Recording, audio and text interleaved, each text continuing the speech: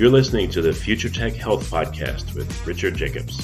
Until I reached age 40, I never realized the obvious, that we all have medical issues, or we at least have a family member or close relation that has, or will have them in the future. Medicine and biological systems are the final frontier. Until we've conquered death, figured out how life began, cured cancer, and understood our purpose in the universe, there's a heck of a lot to talk about when it comes to our health.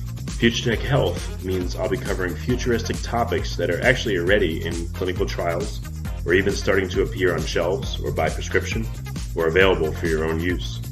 We dive deep into stem cells, CRISPR-Cas9, the science of sleep, epigenetics, medical testing, cancer, ketogenic diets, stem cells, aging, regenerative medicine, and more. My goal for you, the listener, is to learn from these podcasts. You may very well learn something that may change the course of your life for the better, steer you towards a new career, or give you insight into addressing a serious medical problem. Remember, however, this podcast and its content is informational in nature only. No medical, tax, legal, financial, or psychological advice is being given. If you enjoy the podcast, please listen, subscribe, like, and share it with friends. Thank you. Hello, this is Richard Jacobs with the Future Tech and Future Tech Health Podcast. I have Dr. Pouya Bashivan, postdoc at MIT. We're going to be talking about artificial neural networks that can be used to drive and model brain activity. So, Pouya, thank you for coming. Yeah, glad to be here. Thank you for inviting me. Yeah, when we talk about modeling brain activity, what facet of brain activity is it? Just the visual cortex, or is it other kinds of brain activity? Like, what's the focus of your work? In general, my work as well as the lab that I worked with Jim DiCarlo at MIT, we're mainly focused on how our brain sees. It's mainly engaged in the visual cortex and the way they recognize objects. Okay, so we're trying to model how humans recognize objects? Yes, mostly about how humans perceive objects and try to basically model the computations and the algorithms that our brain uses to do so. What are some objects that people seem to model and perceive instantly? And which ones do we have trouble with? And then same with computers. Yeah, one remarkable and interesting fact about humans is that we can recognize maybe tens of thousands of objects very quickly within tens of milliseconds. And some objects that are more common or are more relevant to our usual behavioral goals in everyday life, they basically are represented in our brain with a larger population of neurons. For example, from previous literature, we know about like these, they're called patches, different patches in the brain. For example, there is a patch in human brain that most of the neurons are highly responding to faces, for example. They're called face patches. Or we think in general that the brain as a whole, like the visual cortex, it makes a framework, an infrastructure for us, if you will, that helps us to be able to recognize not only specific objects, but like any object that could be represented by the same set of neurons. Have we been able to tap into visual processing in different stages as it happens, let's say in a rat or in even in a person, to see what, like we've seen, I guess, the different hidden layers of a neural network and the images that they seem to be composing. But have we been able to do that with a live brain? Mm-hmm. I guess if I understand your question correctly, you're asking how do we compare the models with the brain, right? Yeah, have we been able to see any intermediate processing steps of the visual cortex in any living creature? Yeah. So the core of our research is about that fact. It's about how the internals of our models that we develop or we use from other labs, how similar they are to the neural activity that are happening at different stages of processing in the brain, right? So, for example, if you take a primate brain, like a monkey's brain or human brain, when a visual stimulus is shown to the animal, its image is reflected on the back of the eye, that is called the retina, and then that signal is transformed into a signal that is an electrical signal, and it's then transported to the cortex, first to the thalamus and then to the cortex, and then once it enters the cortex, there are several layers of processing that happen on that signal, so that it enables us to say what we saw, what object, for example, we saw, right? And the types of models, in particular, artificial neural networks, a class of them called convolutional neural networks, that are currently our best models of these neural processing in the brain, they somewhat have a similar structure. They're not completely the same. There are some approximation of some of these neural mechanisms in the brain, but they also have several layers. They have different layers of processing that act on the output of the previous layers. So what we do, the core of what we do, the research we do, is try to first of all build and develop better models that could approximate the neural functions and the responses in the brain more accurately. And then second of all, to find better ways that we can compare between them, compare how similar these responses are. Well, how do we know that we're modeling any particular brain accurately? How do you figure that out? Yeah, so we use machine learning tools for doing so. Just to give you an example of how do we quantify basically how good our models are. We bring in a set of visual stimuli, a set of natural images, for example, like image of a dog, image of a face, image of a cat, image of a chair, and then we show these images to a monkey, for example, as we are recording neural responses from different parts of the brain from the animal. And we can now show the same set of images to our computational models, these artificial neural networks in our case. And then because these models, we've built them, we have access to their internals, basically the equal of neurons in the brain in our model that we call the model unit, right? And then we go inside our models, and then we try to find these units in our model that the way that they respond to all of these visual stimuli is very similar to the way that these neurons that we're recording from the brain, right? If I want to be more technical, for example, you can represent the activity that a neuron, the way that a neuron responds to different visual stimuli as a vector, and usually the response of an individual neuron is capsulated as one number, that is the firing rate, how many spikes it would generate after seeing a visual stimulus. And then we try to find these units in the model that produce the same set of activities, similar set of activities to what the neuron is telling us. This may be weird, but is there any difference between, sending a file or a neural network accessing a file that has an image on it versus literally holding up an image to a camera that connects to a computer that has a neural network in it? Because we see literally by the photons of light entering our eye. Computer networks seem to see by you send it a file or it looks at a file of data. Mm-hmm. Yeah. So you're asking, the question that you're asking is a very good one. But there are differences at different levels, right? There are different levels of processing. For example, we have one level, we just care about what algorithm is being done, what type of computation is being done on that input, and how different is that computation that is done using a neural network in the brain and an approximation that is done using an artificial neural network in the computer, right?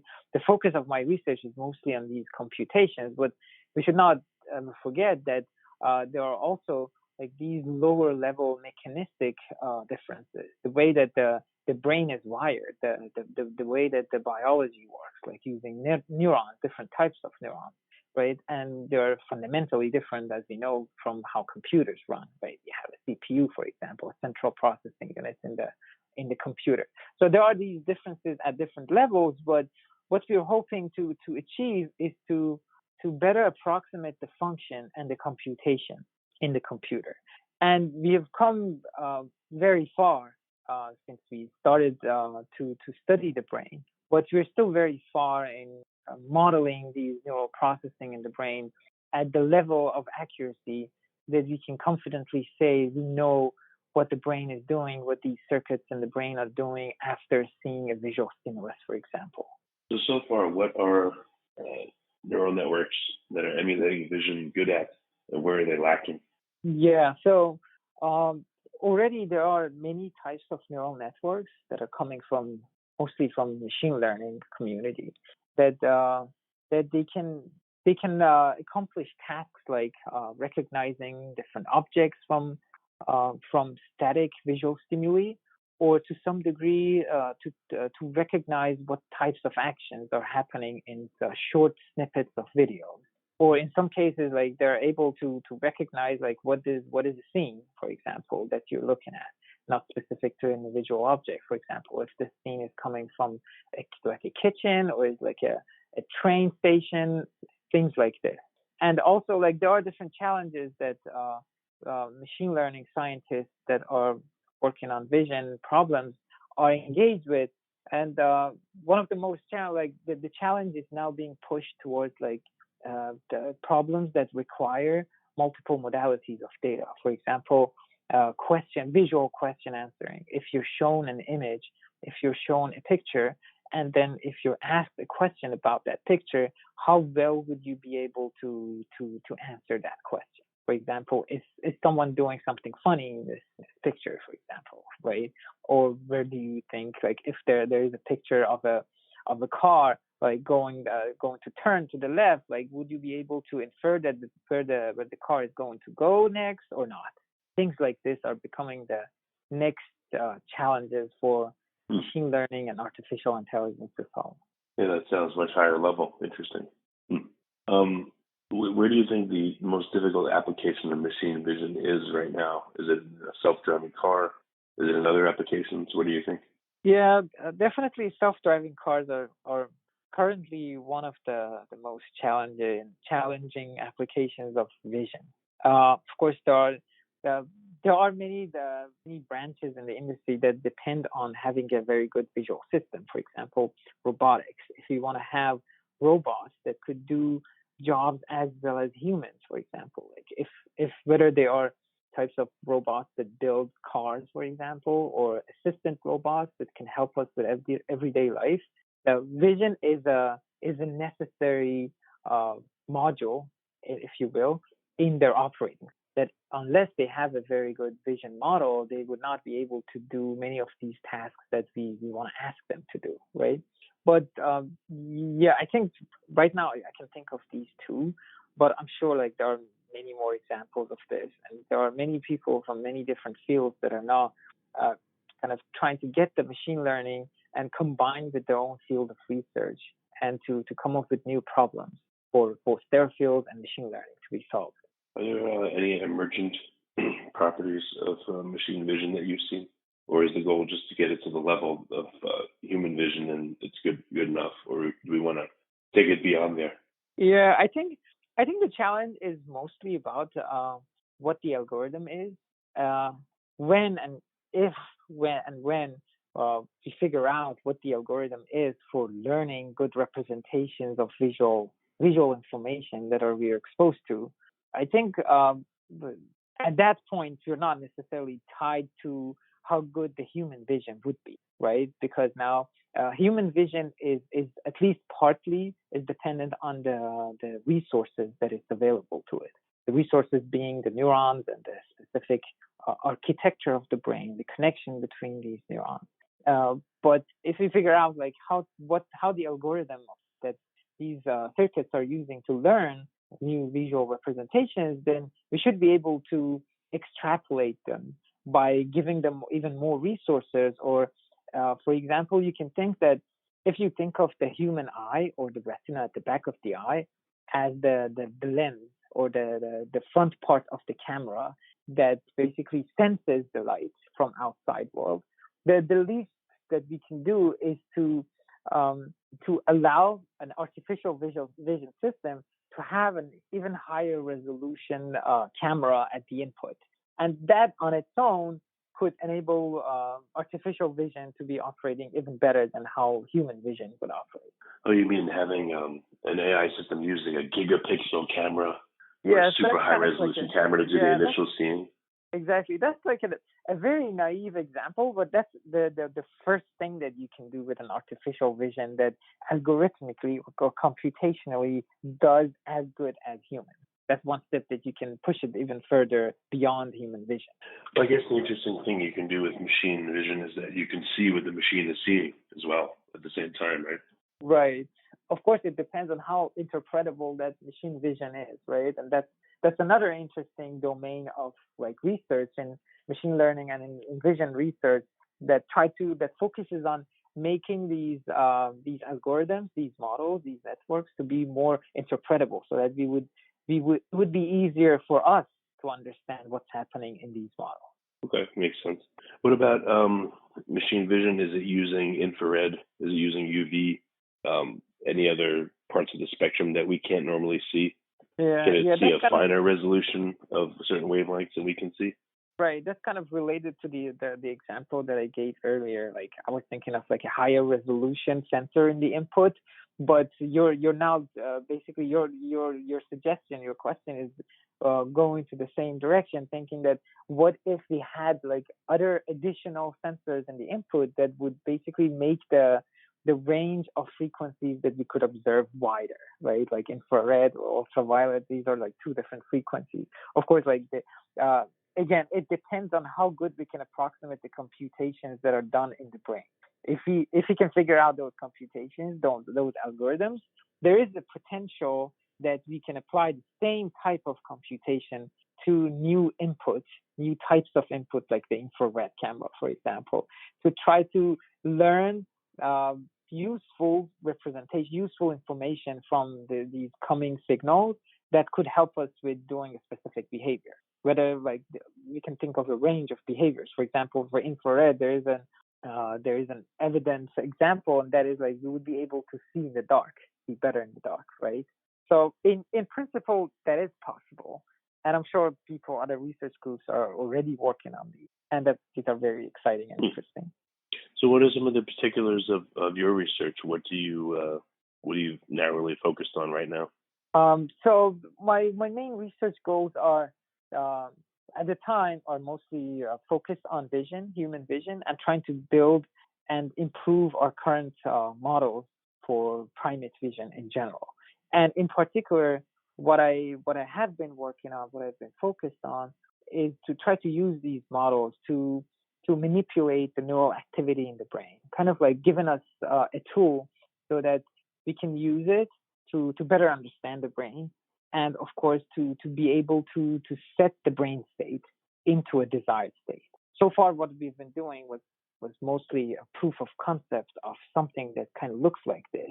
But we're hoping that we would be pushing this forward beyond sensory cortices, because that's basically where we applied our technique. We used a neural network to try to induce a desired neural pattern of activity in the visual cortex, right?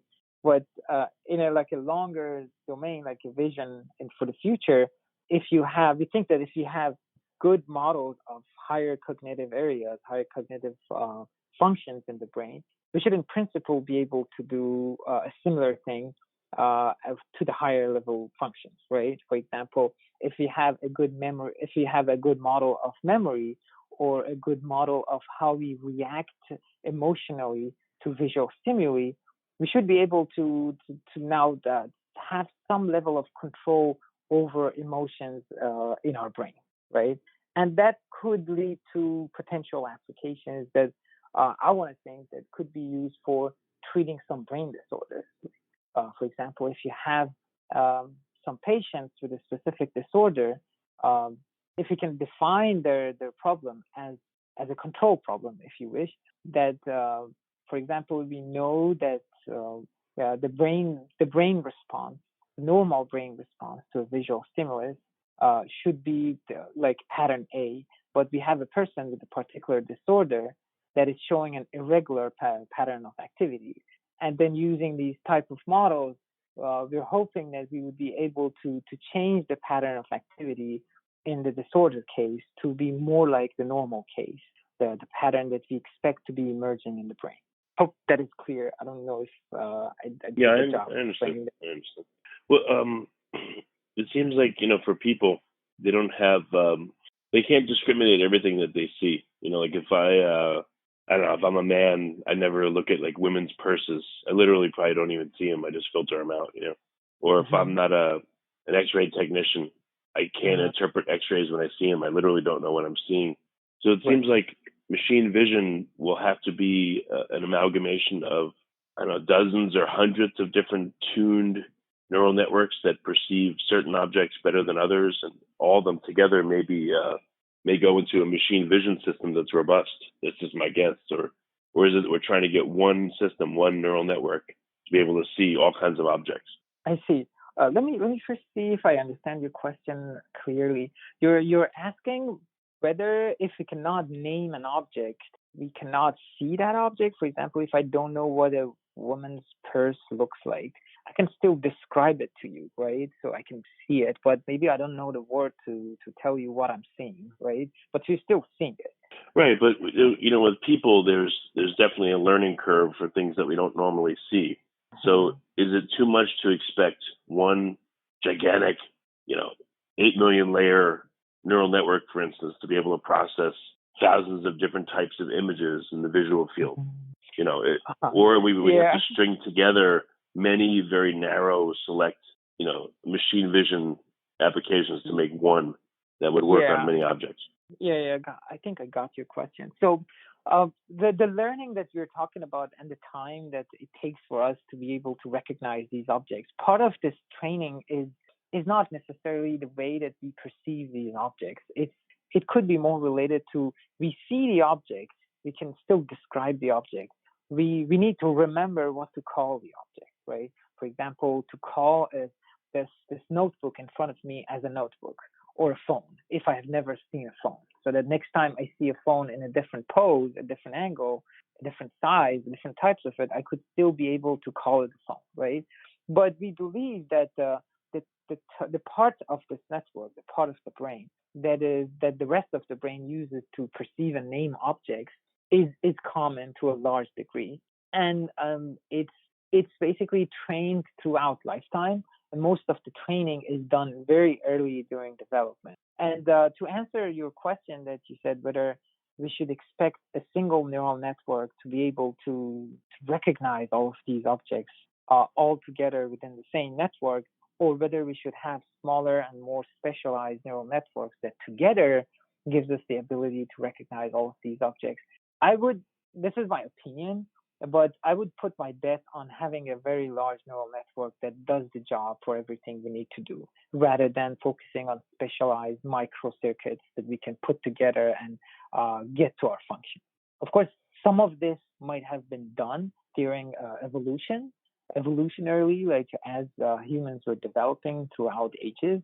But I think the best bet right now would be to try to focus on a single larger neural network that could get us to our goals, basically enabling us to do the behaviors that we desire to do, or we are forced to do because of the environment. So how good are some of the top systems out there if you compare them to how people can see? In certain fields, I've heard they're excelling, in certain fields not.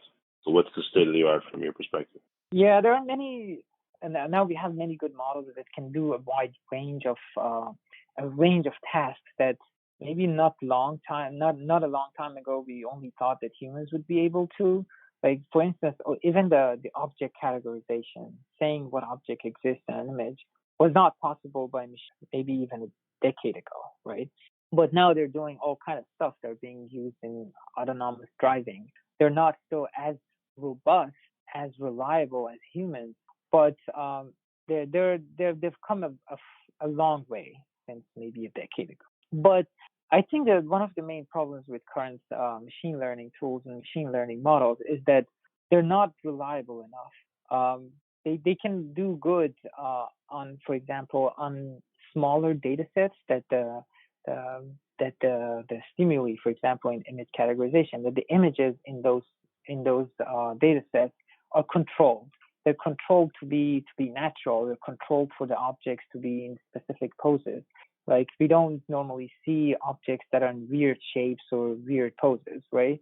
But as humans or as primates, we are very robust to many ways that we can see these objects. For example, you can imagine that we are very good at recognizing different objects under different light conditions. In many cases, we can even recognize what object's in front of us, even if we see a shadow of that object, right? So basically, what the point that I want to make is that our recognition systems, our vision is more reliable. We can rely on it. We can depend on it in a wider range, right? Wider range of applications, wider range of environments, like conditions, whether they are conditions like lighting or pose, or it could be relevant to like what context we're seeing, right? So some of this also could be because of so much experience that we gather throughout our lifetime. That a lot of these models, even though they're being trained on many millions of images, it might not be comparable to the level of experience that humans are exposed to. Are you able to, to train systems so they can interpret shadows of things? Or, I mean, is any of that even useful? Like I can tell you there's a cat up in the tree, or an upside down cat, or the shadow of a cat, or a cat playing the piano wearing a suit. But is that useful? I'm thinking the reason I talked about that was not just to suggest that we should be doing only on shadows of objects, but training these networks to be able to recognize, if we talk about only object recognition for simplicity, if we allow these networks to be exposed to many different conditions, including being able to recognize objects, not by seeing the objects, but by seeing the shadows of those objects, it could help us to get to better, more reliable models of what's happening in the brain. So that, for example, if we're going to use this vision system in an autonomous car and the car is driving at night, maybe even before a pedestrian starts walking across the street, even if we see that our vision system, our machine vision system, sees the shadow of that person being reflected on the road, it would be able to now predict that there is a person there, and it should try to brake before it gets that person. Okay, very good, makes sense. So what's ahead in the next couple of years in machine vision? What do you think is going to be possible? I think there is now a lot of push towards now putting these vision systems in even larger models that are being trained to do more complex and more realistic types of behaviors. By that I mean like going beyond object recognition or scene segmentation or scene understanding, just going directly to the types of behaviors that us as humans or primates are able to do. For example, like surviving in an environment, right?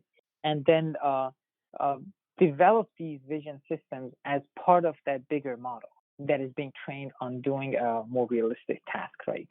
Like, for example, a set of experiments or a set of the models that are being trained.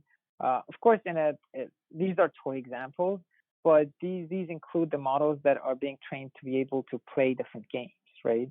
Right now, a lot of research is being done for these models to be able to play Atari games. But you can also imagine that given the progress in virtual systems and game engines, we might be able to, sometime in the near future, to scale up these games to more realistic types of games that could better approximate the types of experience that our vision system or even our brain is exposed to during a lifetime.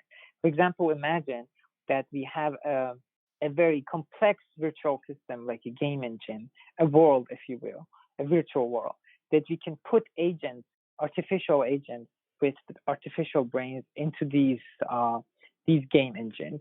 And then their goal would be to survive for as long as they can. And throughout the process, they would be training different parts of their brain, including their vision system. And then I think it would be very interesting, both from machine learning point of view, as well as brain science and neuroscience point of view, what those brains would end up looking like when they're developed in those kind of environments. Would they become more similar to the brain that we are equipped with? The kind of, if we start recording from internals of those models, how similar would those be to our brain if we record from their neurons? That makes sense. I guess seeing what playing video games does to machines' brains, just like what it does to our brains. Is that what you mean? Yeah, that's exactly what I meant. Like basically trying to fill up the gap between the types of experiences primates or humans are exposed to and the types of experiences that the machines are exposed to. Like fill up the gap, make it more similar as well as we can. Okay, makes sense. Well, very good. What do you think is possible maybe 20 years out? I'm going way out here, but what do you think is going to be the outer edge of possibility for machine vision, let's say in 20 years? Yeah, of course the possibilities are like unlimited, but in relation to brain and neuroscience, I can say most in that direction. Like right now there are three main bottlenecks that are kind of preventing us getting closer to understanding the brain and making these models more similar to the brain. And those are one, how good we can record from the brain. Second is like how good we can approximate the function in the brain. And thirdly, how good we can act on the brain. I'm hoping in the next 20 years, we would have a lot of progress in all three areas. Only one of the areas that is actually directly related to your question, which is about what functions are being done in the brain that is related to artificial intelligence, and machine learning, and vision systems. But I imagine if you asked a machine learning scientist maybe a decade ago, like what to expect in the next 10 years, they wouldn't have been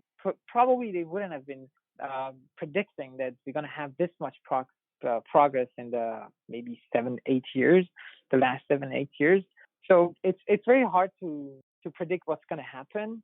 But I think 20 years is a lot of time, and we can hopefully make a lot of progress. I don't know how far we can go and how much more similar to the brain we can have these systems, these models to be, but probably a lot of the tasks that are still being done exclusively by humans in the next 20 years, many of them will be replaced by machines or could be replaced by machines to some degree. Okay.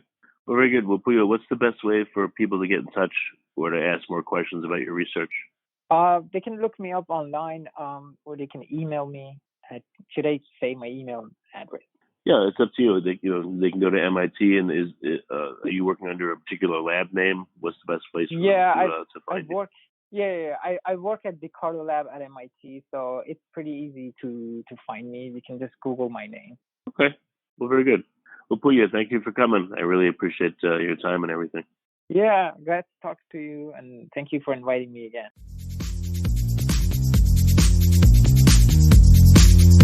You're listening to the Future Tech Health Podcast with Richard Jacobs. Until I reached age 40, I never realized the obvious, that we all have medical issues, or we at least have a family member or close relation that has, or will have them in the future. Medicine and biological systems are the final frontier. Until we've conquered death, figured out how life began, cured cancer, and understood our purpose in the universe, there's a heck of a lot to talk about when it comes to our health. Future Tech Health means I'll be covering futuristic topics that are actually already in clinical trials, or even starting to appear on shelves or by prescription, or available for your own use. We dive deep into stem cells, CRISPR-Cas9, the science of sleep, epigenetics, medical testing, cancer, ketogenic diets, stem cells, aging, regenerative medicine, and more. My goal for you, the listener, is to learn from these podcasts. You may very well learn something that may change the course of your life for the better, steer you towards a new career, or give you insight into addressing a serious medical problem. Remember, however, this podcast and its content is informational in nature only. No medical, tax, legal, financial, or psychological advice is being given. If you enjoy the podcast, please listen, subscribe, like, and share it with friends. Thank you.